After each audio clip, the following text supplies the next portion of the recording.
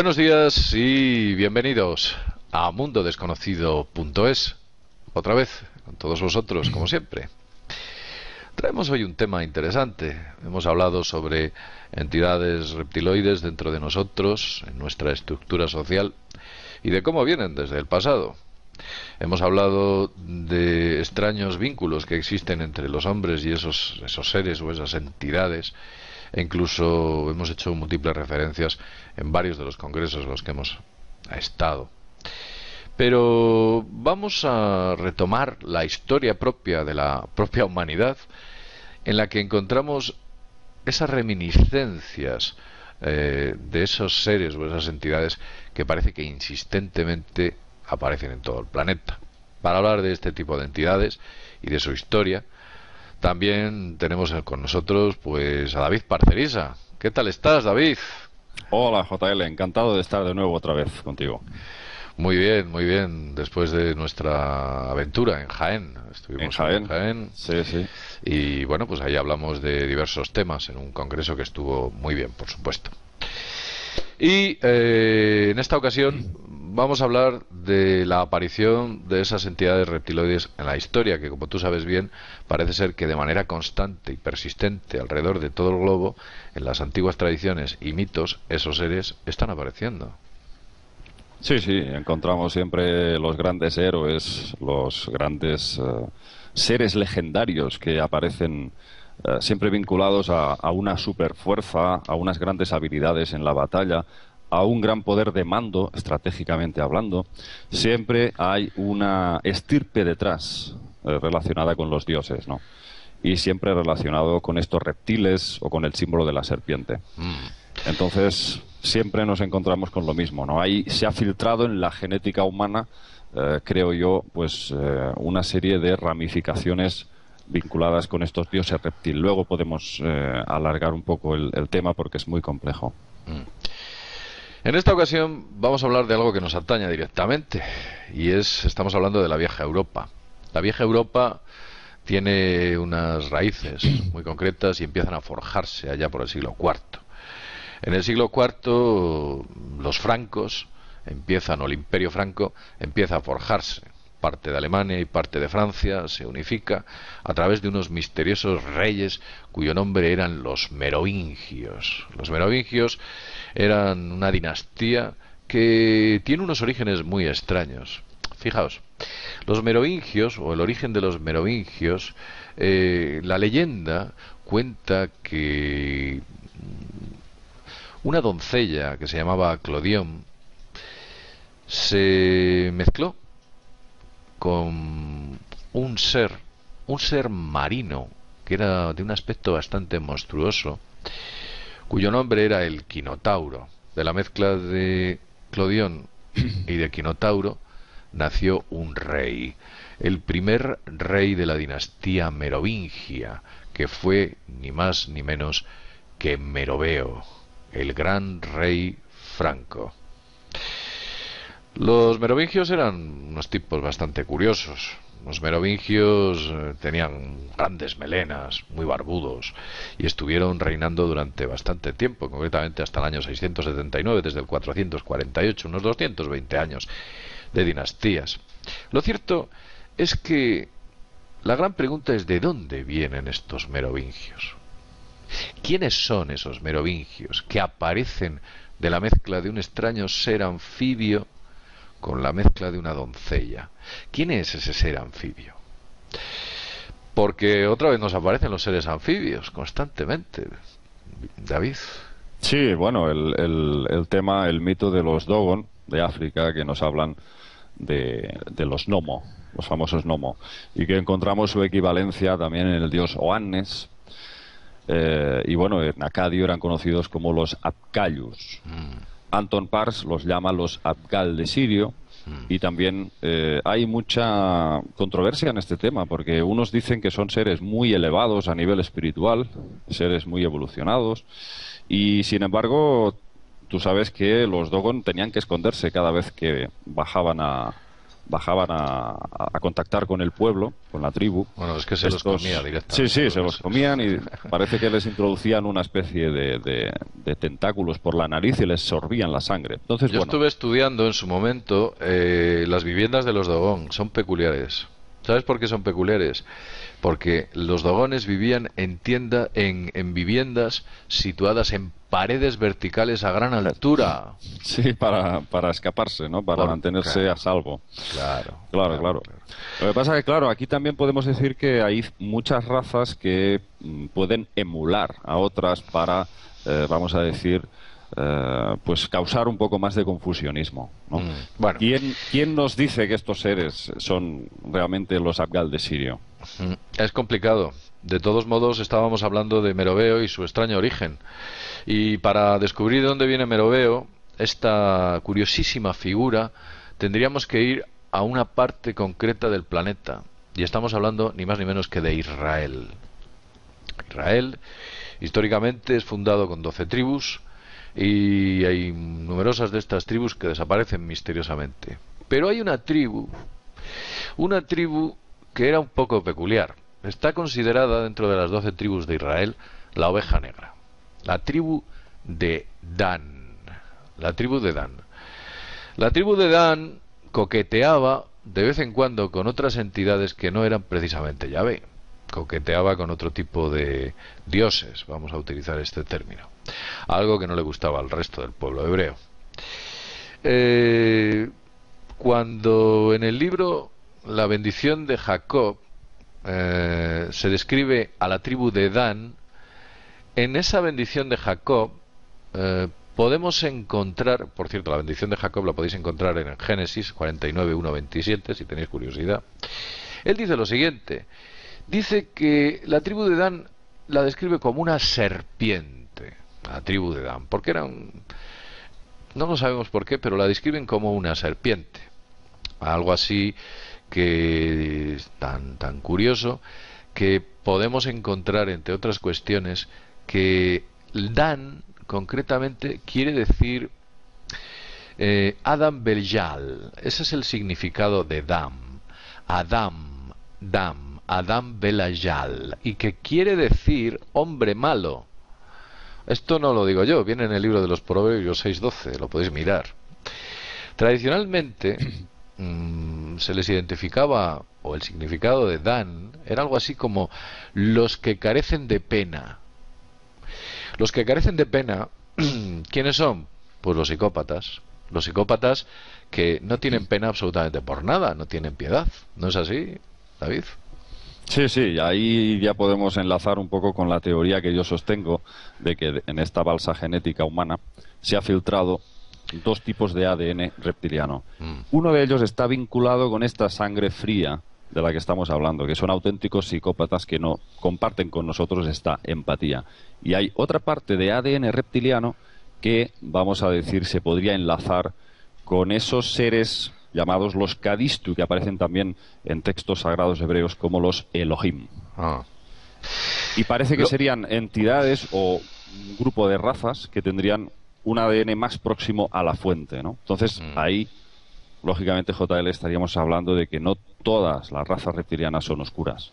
Hay algo positivo también relacionado con el conocimiento y con ese símbolo ancestral de la doble serpiente del caduceo. Sí, de eso vamos a hablar luego. Además, nadie está diciendo que todos los reptiles sean malvados o malignos.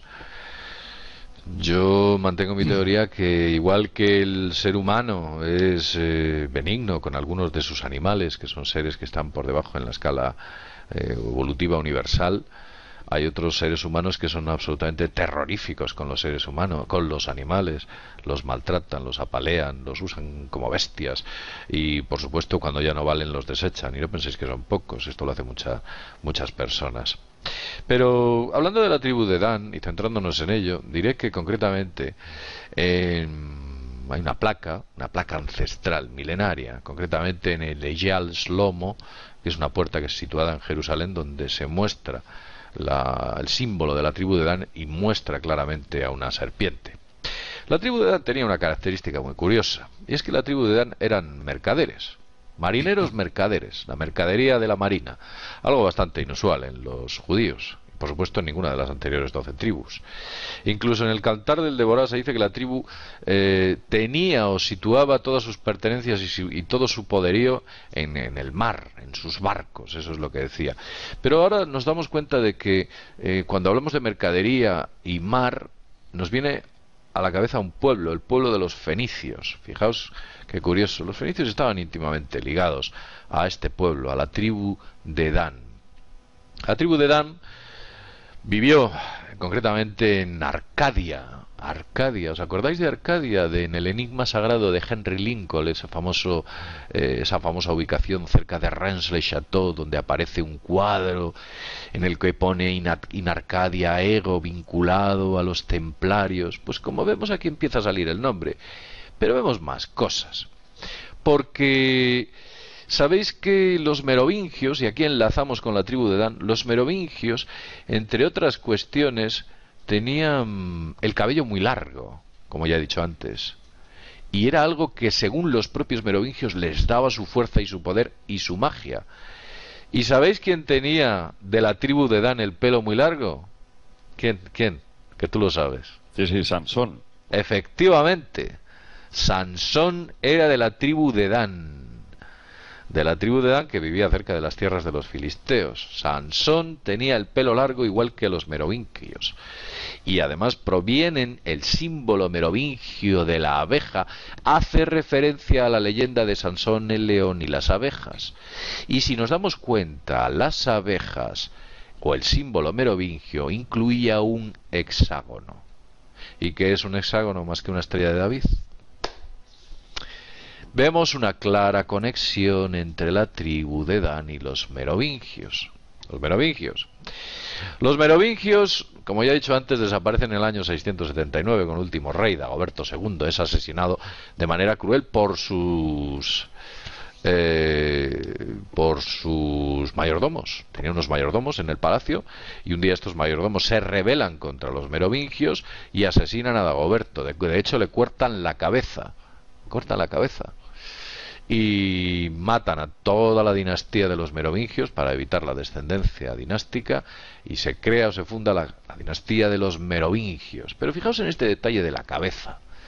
La cabeza es cortada a Juan el Bautista. Acordaos de este nombre. Y los templarios pensaban que el auténtico Mesías no era Jesús, sino Juan el Bautista. Y vemos que a los templarios se les decía que adoraban a una cabeza que se llamaba... ¿Cómo se llamaba la cabeza? Baphomet. El Baphomet. Sí. Efectivamente, vemos la conexión de Baphomet, merovingios y templarios. Claro, y de hecho la Iglesia utilizó este mito de que adoraban esa cabeza de Baphomet para ir a por ellos, para machacarlos. Claro, porque ellos veían como al Mesías al Baphomet. Y Baphomet viene de Baptista, de Juan el Bautista, y vemos claramente la conexión que existe entre los merovingios y por supuesto los templarios. De hecho, en las primeras cruzadas, concretamente la familia Plantar, que es la de Godofredo, que lleva la estirpe merovingia, eso es lo que decía cuando en las primeras cruzadas toman Jerusalén. Directamente venía su descendencia del rey Dagoberto, de los reyes merovingios. Por eso cuando llegan allí dicen, por fin retornamos o volvemos a nuestros orígenes y retornamos a la tierra que nos vio nacer. Porque se cierra el círculo y finalmente los merovingios toman Jerusalén. Utilizan a los templarios, quienes adoran al Baphomet, que los templarios coqueteaban mucho con otros dioses, no tenían muy claro el cristianismo, no entendían el cristianismo como la Iglesia lo entendía. Claro, evidentemente todo esto sé que quizás a usted le parezca muy complejo. Creo que David lo entiende perfectamente, ¿verdad? Lo has entendido y sabes de qué estamos hablando. Entendemos que existe un linaje con una genética reptil acusada que se mezcla en Europa, y ahí lo tenemos, dentro de la estirpe de los merovingios. Claro, y cuando hablamos de híbridos alienígenas, la gente se pone las manos en la cabeza, lógicamente porque no tiene ese conocimiento previo en profundidad de estas líneas de sangre que han estado siempre aquí, entre nosotros. Exacto. Y que desde luego hay muchísimas y hay que decir a la audiencia, por favor, que no seamos radicales, porque no toda la sangre reptil es negativa, porque realmente nosotros tenemos de herencia ya para siempre, perpetua, el cerebro reptiliano, como tú bien sabes. Entonces, todos formamos parte de esta estirpe de dioses. Lo que pasa es que hay diferentes grados de pureza de ese tipo de sangre, diferentes ADNs que se han ido disolviendo. Sí. Pero si queréis sigo hablando de la tribu de Dan. Dice la leyenda y cuenta la leyenda que si alguna vez vuelve el anticristo vendrá o será de un descendiente de la tribu de Dan. Un descendiente. Pero te voy a contar una cosa curiosa, David. Mira, el famoso el famoso Santo Grial, la sangre real, que supuestamente hacía referencia a que María Magdalena portaba la sangre de Cristo y entró en Europa representado por una copa protectora. María Magdalena no era de la tribu de Dan, era de la tribu de Benjamín. No obstante, se mezcla con su propia, o es protegida por su propio linaje, como son el propio linaje israelí, y allí es donde es acogida y donde Juan define a ese avatar que fue Jesucristo como el Nazareno. Esto lo repite en varias ocasiones. Juan le llamaba el Nazareno, pero es que hay una cosa muy curiosa sobre el Nazareno. Jesús de Nazaret, el Nazareno o el Nazar, que así se puede definir en el idioma maya, y estamos al otro lado del charco. Nachán significa serpiente o dragón. En la lengua irlandesa, Nazair o Naase o Nachart significan serpiente o dragón. En alemán, Natter significa serpiente o dragón. En Cornualles, en el idioma de Cornualles, Nader significa serpiente o dragón. En la lengua gótica, Nard significa lo mismo. E incluso en América, en muchos sitios, Natrix significa serpiente o dragón. ¿Estamos diciendo que cuando Juan hablaba de Jesús de Nazaret estaba hablando de la serpiente o del dragón? Pues no lo sabemos. Pero sí que te puedo decir una cosa, David. Mira, también se le conocía como al Mesías. Sí. La palabra Mesías se deriva de Mesej. ¿Y sabes lo que es el Mesej? El Mesej es el cocodrilo egipcio sagrado.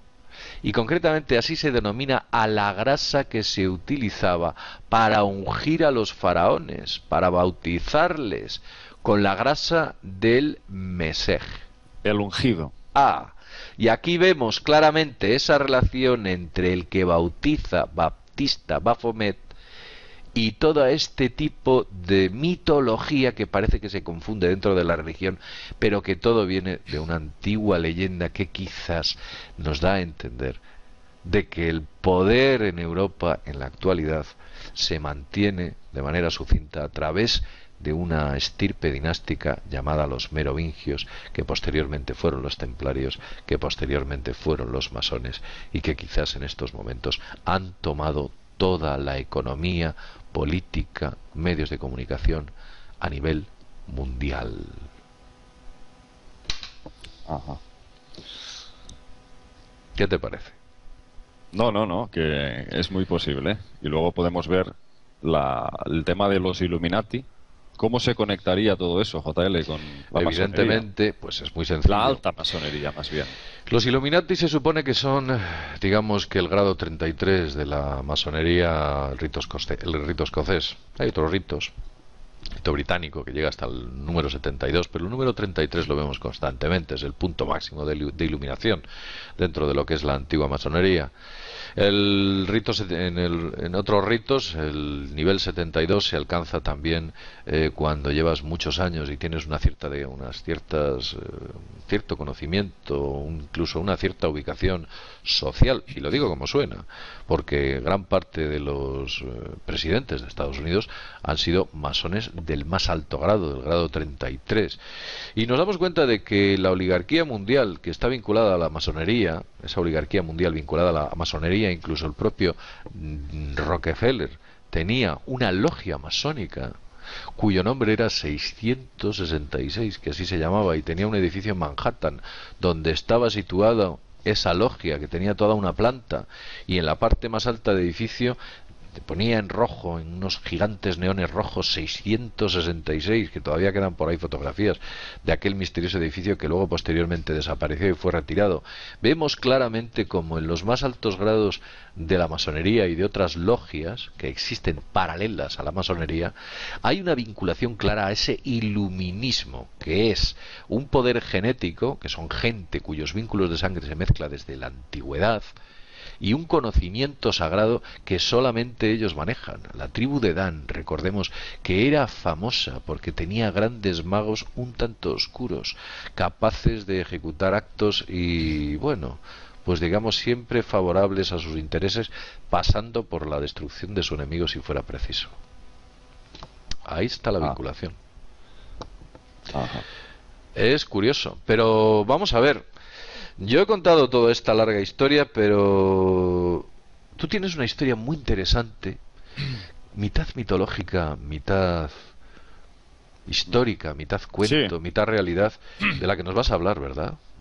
Sí, esto está contado un poco como un cuento, realmente, pero parece que tiene una connotación, pues, o sea, que procedería de una tradición oral, ¿no? Y es una leyenda muy relevante en la Europa medieval y en la mitología celta. Es el mito de Melusina. Este mito arrancaría con un rey que gobernaba con mano firme en las tierras altas de Escocia.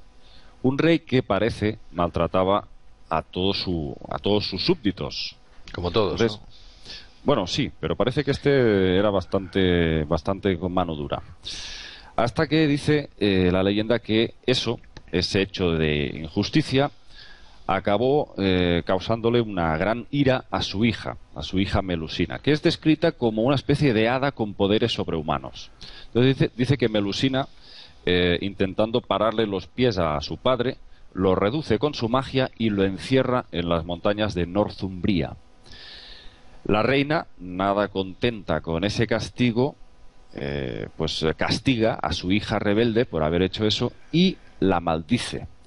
La maldición que le echa encima consiste en que durante 6 días de la semana va a ser una joven de bellísimos rasgos, pero cuando llegue el sábado se va a transformar en una sirena con alas de murciélago y cola de serpiente, siendo así que va a tener que vivir una vida escondiéndose de los ojos de los hombres. Eso es un dragón en toda la regla. Sí, luego veremos la descripción. Pero realmente, bueno, parece que la maldición va a ser perpetua si la descubren. Y entonces ya, evidentemente, la desdicha, dice, recaerá en sus hijos. Entonces, bueno, la madre la destierra y Melusina llega a Francia. Y ahí conoce a un caballero llamado Raimundo de Poitou, que parece se enamora perdidamente de ella. Y Melusina aceptará casarse con él solamente con una condición.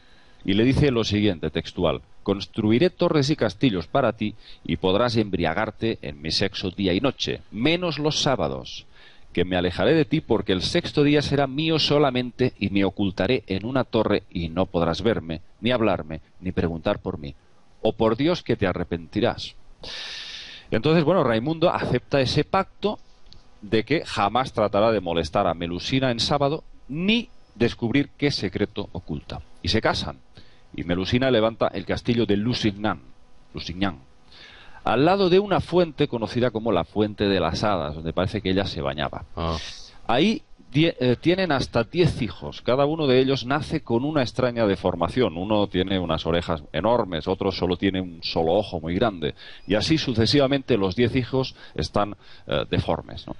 Pero ese pequeño problema, vamos a decir, no afecta para nada a la relación y el señor Raimundo es feliz y está enamorado de Melusina. Hasta que un día llega la discordia cuando un primo suyo le empieza a insinuar que quizás esa negativa de Melusina en dejarse ver en sábado será porque ese día es el día que ella escoge para verse en secreto con su amante. Además le dice, fíjate que esos hijos que has tenido deformes a lo mejor no son tuyos.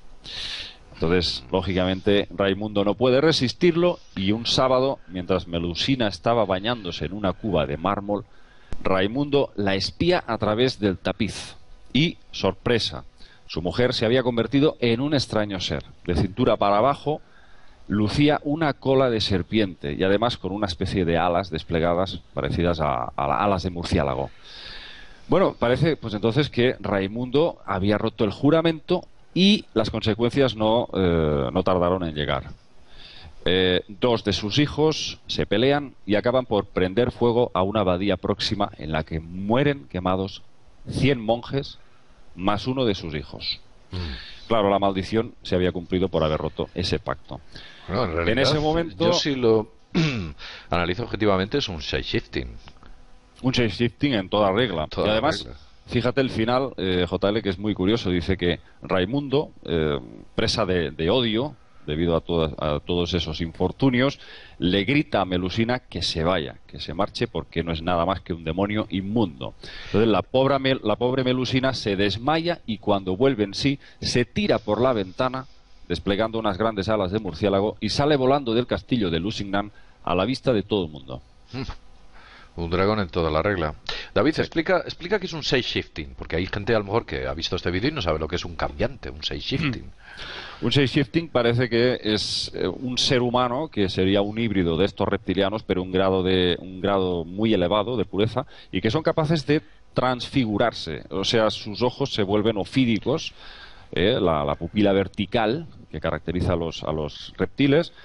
Y ahí pues hay montones de testigos, miles, quizás millones de personas en todo el mundo que, claro, lógicamente muchos se callan por el miedo al descrédito, al ridículo, pero yo he entrevistado a varias personas que han podido ver seres humanos que en un momento dado dejan de ser humanos, se transforman y su piel muestra, por ejemplo, pues escamas verdes. O sea, realmente como un reptil humanoide.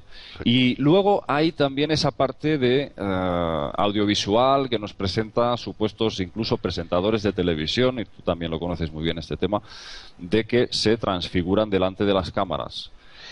Sí, aparentemente hay un problema con la compresión digital, entonces de ahí extrae algo o algo detecta el vídeo cuando se recomprime, que aquellos presentadores cambian su aspecto. Cambian el aspecto y bueno, aquí hay también mucho fraude donde por supuesto, un montón. Yo casi te diría que de 100 vídeos de esos, a lo mejor nos encontramos con 3 o 4 que podrían ser dudosos, podrían contener trazas de realidad, pero en un porcentaje bajísimo. Hay mucho fraude en ese aspecto.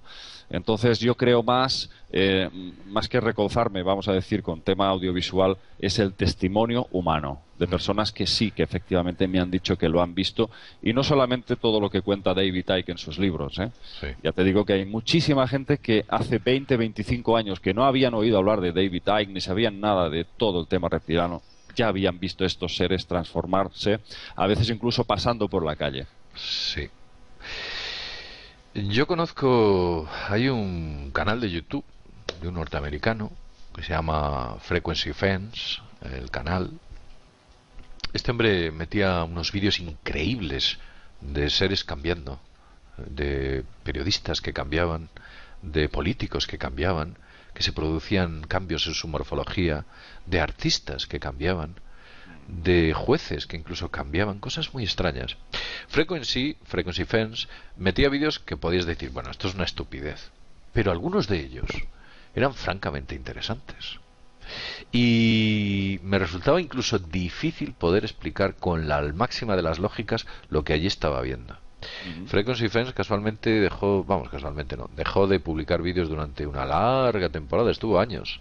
Y creo que ahora nuevamente me está metiendo vídeos de estos shifting o cambiantes. Un tema muy interesante. David, vemos como en la historia también se repite este tipo de cuestiones. Ahí están, traducidos en leyendas, en mitos, en historias. Pero lo que hoy en día es una realidad, mañana será un mito, una leyenda. Tú y yo seremos mañana, bueno, ni siquiera eso, porque nosotros, pero muchas de las cosas que existen serán mitos y leyendas. Que primero es el descrédito, la ridiculización, después la duda y finalmente acaba siendo aceptado como verdad. Exacto, así es y siempre ha sido así. E incluso la ciencia. Antiguamente la ciencia, por ejemplo, el propio Wegener, cuando propone su teoría del movimiento de las placas tectónicas en la primera isla primogénita que se llamaba Pangea, los profesores suyos se reían y decían, pero este chico es tonto. Y luego finalmente pasan de esa risa a generar una duda y después pasa a ser dogma de fe, prácticamente. Que por cierto, tengo también Sí. mis dudas sobre si el señor Wegener no está contando todo lo que dice contar. Pero bueno, esta es otra historia. Mucha gente pues asocia todo dentro del campo de la demonología que nos presenta el catolicismo y se creen que todos son seres, pues eso, demonios. Pero claro, al fin y al cabo, ¿qué son los demonios? Sino siempre lo mismo, igual que los ángeles o los arcángeles. Sí. Las mismas entidades reptilianas que están vinculadas a la creación del ser humano. Entonces, también en otros planos puede haber, lógicamente, estos reptiles que están probablemente pues en la segunda, en la primera dimensión. Más allá del arco iris, David. Claro, el arco iris que aparece en los Hopi también, que decían que antes de la irrupción en Otras nuestro mundo, dimensiones. exacto, que aparecían esas naves voladoras, había primero un destello de arco iris, ¿no?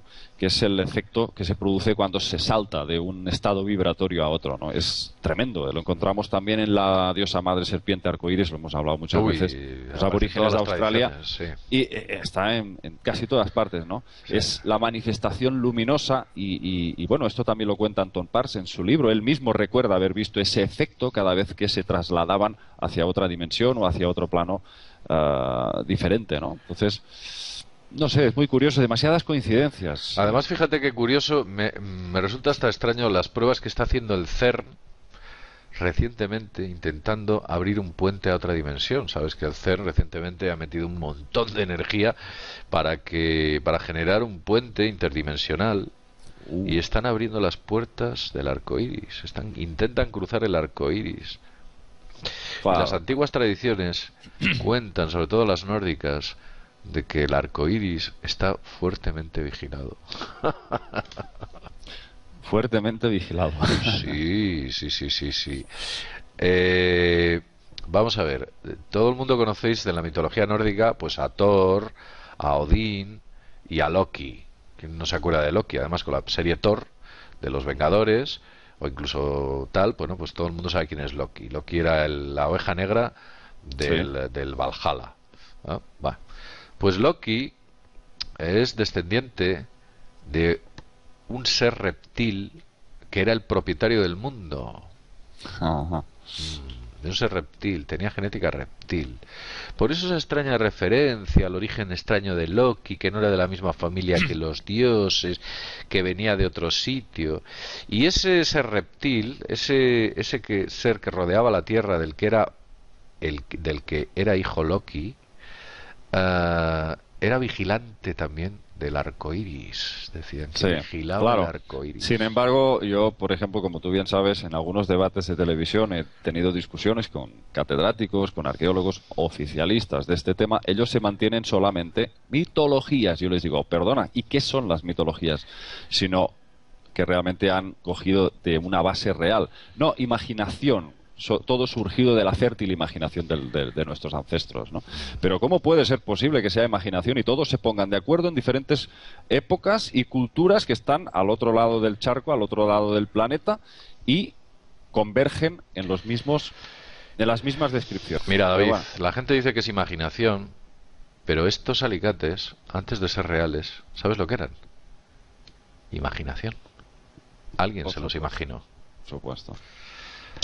Bueno, pues nada más. David, un placer tenerte con nosotros, como siempre. Y bueno, pues si tienes algo más que añadir brevemente. No, no, no. Simplemente pues que esto yo creo que se podría resumir de una forma muy simple. Con todos los elementos que tenemos los investigadores, ante un juicio, ante un tribunal, salimos ganando.